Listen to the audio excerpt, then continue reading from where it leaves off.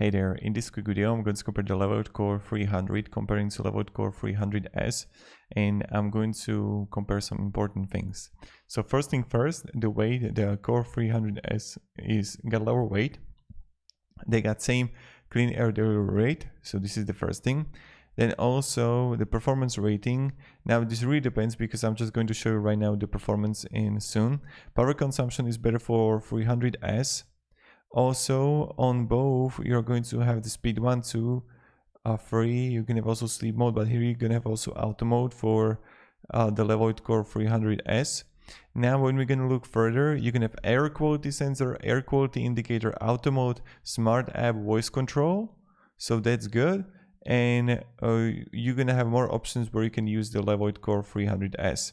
So primarily these are the main differences in the features. Now when we're going to look here, this is going to be also like really interesting. When we're going to look here on the performance based on ratings.com, we can see the Levoit Core 300 got better results for pets, better results for particle concentration, and it doesn't have an air quality sensor comparing to the Levoit Core 300S, but regards the performance based on ratings.com, it's just better. So this is something that you just have to be aware about, and that's pretty much it. So have a great day and goodbye.